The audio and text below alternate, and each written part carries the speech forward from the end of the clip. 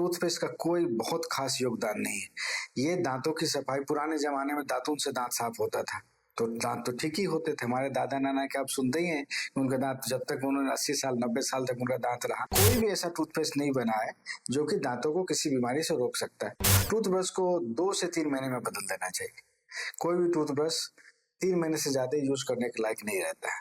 चाहे वो किसी भी परिस्थिति में अच्छा भी दिख रहा है, फिर भी वो अपनी क्षमता को खो चुका होता है 3 महीने के बाद। 2 से 3 महीने में बदल देना चाहिए। नमस्कार, मैं हूं आलोक कुमार और आज मैं हूं वैशाली इंद्रापुरम के इलाके में, और यहाँ के दांतों के जो सबसे मशहूर डॉक्टर हैं, डॉक्टर संजय लाल, वो मेरे साथ मौजूद हैं और उनसे जानने की कोशिश करते हैं डॉक्टर साहब कि दांतों की बड़ी समस्या है आजकल जी, वो कैसी समस्या है और इसका निदान क्या है सामान्य रूप से अगर देखें तो।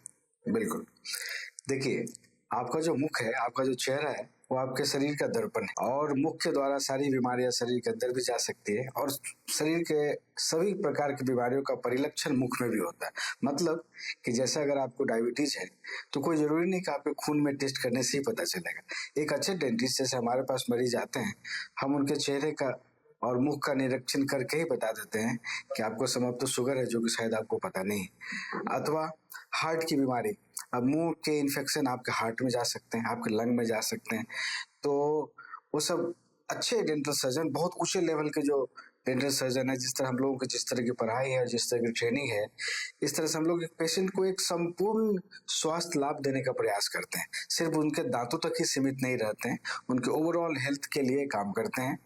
और दांत और मुख भी तो शरीर का ही हिस्सा है, तो कोई भी बीमारी किसी भी शरीर के हिस्से में होती है तो पूरे शरीर को प्रभावित करती है। तो एक डेंटिस्ट का यह रोल है कि वो किसी भी प्रकार की डिजीज को आइडेंटिफाई करे माउथ से। और आज के समय में कैंसर का देश जो भारत जो है, कैंसर तो आएंगे, लेकिन ये बताइए कि आज की तारीख में मेडिकल साइंस, खास करके डेंटिस्ट वगैरह, काफी मुश्किल होता है वहां तक पहुंचना, क्योंकि महंगी बहुत हैं।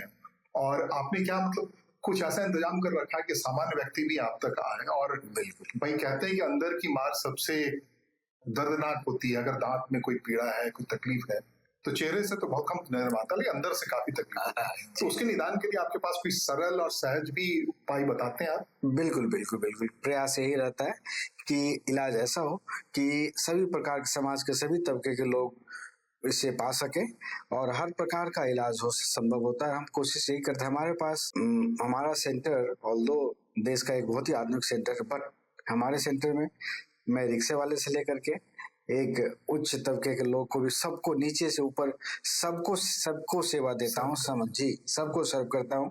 जैसे मैं लायंस क्लब से भी जुड़ा हूँ, तो वहाँ हमारा टैग है, मोटो वी सर्व। और भगवान ने हमें डॉक्टर बनाया है, ये बहुत बड़ा मौका दिया है भगवान ने कि हम किसी भी तरह से लोगों की सेवा कर सकें। अमूमन डेफिनेटली हर एक सेवा की कुछ कीमत होती है, परंतु जो लोग आशीर्वाद देते हैं उसकी कोई कीमत नहीं है। तो इसीलिए हम लोग जिस व्यक्ति के पास जिस प्रकार की क्षमता है उसे उसी तरह से इलाज करते हैं, उनको बिल्कुल ठीक करके भेजते हैं।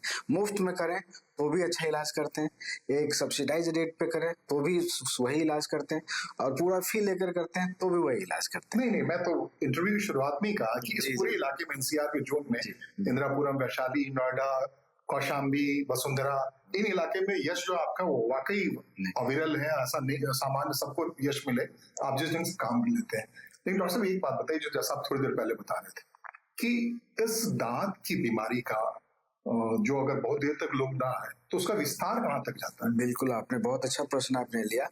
और ये दांत की बीमारी का विस्तार छोटे छोटे कैविटी से लेकर के हार्ट की डिजीज तक, किडनी फेलियर तक, प्रेगनेंसी में एबॉर्शन तक, प्रेग्नेंट लेडी में एबॉर्शन तक, तथा कैंसर तक जाता है। और खास करके दांतों का कैंसर, मुख का कैंसर, ये सबसे जल्दी अगर स्प्रेड करता है तो लंग में जाता है। और मैं जानकारी देना चाहूंगा कि दुनिया में भारत में सबसे ज्यादा मुख का कैंसर हो रहा है। नंबर 1 पे भारत मुख के कैंसर में। इसकी वजह है हमारे यहाँ खैनी, तंबाकू, गुटखा, पान मसाला, इन सब का इतना ज्यादा प्रचलन है कि लोग वो खाते हैं और बेचारे गरीब लोग खास करके ज्यादा प्रभावित होते हैं, उनकी इम्यूनिटी थोड़ी कम होती है। और इलाज, और कैंसर अगर हो जाता है तो उसका इलाज सरल तरीके से हर जगह उपलब्ध भी नहीं है, महंगा भी है, जिसके कारण बोझ बहुत पड़ता है उन पे। आपका जो सेंटर है अर्ली डिटेक्शन करता है? बिल्कुल बिल्कुल, ये बिल्कुल बिल्कुल अर्ली डिटेक्शन हम लोग हर एक पेशेंट का हम लोग अनसेड मुफ्त में समझिए, मतलब वो अगर दांत दिखाने आता है तो हम लोग अपने आप, चूंकि हम लोग उसका डिटेक्शन कर लेते हैं और उसमें लगता है कि कुछ इसमें लक्षण है, अर्ली डिटेक्शन का सेंटर हमने बना ही रखा है, तो फिर हम उन्हें थोड़ा और फर्दर डिटेक्शन के लिए एडवाइस करते हैं। अतः हर पेशेंट का ओरल कैंसर का अर्ली डिटेक्शन हम लोग करते हैं। बिल्कुल, ऑन्कोलॉजिस्ट के तौर पे आपको अलग अलग आपकी स्थिति। हाँ हाँ हाँ। और मुझे आप बताइए सामान्य दर्शकों के लिए कि क्या क्या आम व्यक्ति दांत को लेकर के, डॉक्टर तो सुझाव भी देता है, लेकिन क्या क्या परहेज रखे कि दांत की बीमारियों से दूर रहा जा सके? जी, सबसे आसान तरीका है कि आप जब भी कुछ भी खाते हैं तो आप, भगवान ने आपको हाथ दिया है, उंगली दी है, पानी हर जगह होता है। आप जब भी खाना खाएं या कुछ भी पिए, दूध पिए, चाय पिए या कुछ भी खाएं, उसके बाद पानी से कुल्ला करें, उंगली से अपने दांतों को साफ कर ले। इसमें कहीं कुछ एक्स्ट्रा आपको कुछ खरीदना नहीं पड़ता, कुछ चाहिए नहीं, कोई माउथ वॉश नहीं चाहिए, कुछ नहीं चाहिए। और सुबह शाम 2 बार अच्छे से ब्रश करें। हर 6 महीने में एक बार डेंटिस्ट को दिखा लें। हर 6 महीने में दिखाने से अगर कुछ भी डिजीज प्रोग्रेस हो रहा तो पहले ही पता चल जाएगा और अर्ली स्टेज में उसका ट्रीटमेंट हो जाएगा, जो कि काफी सस्ता होगा, काफी सरल होगा और बीमारी आगे नहीं बढ़ेगी। तो खाना खाने 2 बार दिन में ब्रश करना और कुछ भी खाना खाने के बाद अपनी उंगली से दांतों को पानी एवं उंगली से कुल्ला करके साफ कर लेना, यही आपको बहुत बचा देगा बहुत कुछ बीमारियों से। डॉक्टर, ये प्रचार का समय है और अलग अलग टूथपेस्ट को लेकर के दुनिया भर के प्रचार किए जाते हैं और लोग उस प्रचार में फंसते हैं कि कौन सा टूथपेस्ट इस्तेमाल करें नहीं करें, और आप कह रहे हैं सिर्फ उंगली से कर रहे हैं। सर, टूथपेस्ट का कोई बहुत खास योगदान नहीं है।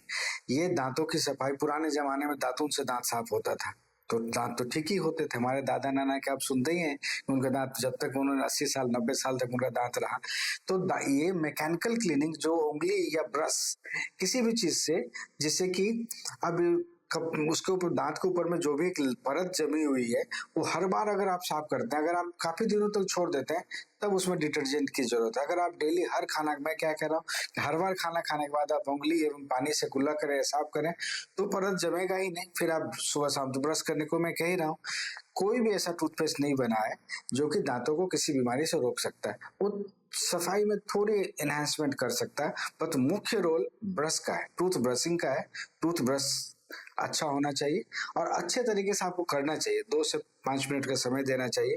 नीचे वाले दांतों को ऊपर की तरफ, ऊपर वाले दांतों पे नीचे की तरफ, इस तरह से करके पानी टूथब्रश से सफाई करें। पेस्ट यूज कर ले तो एक झाग बनाता है, उससे थोड़ी आपको अच्छी फीलिंग आती है, थोड़ी सफाई थोड़ी और बढ़ जाती है। बट कोई भी पेस्ट ऐसा नहीं होता है जो कि आपके दांतों में बीमारी होने से रोक सकता है उसके यूज करने से।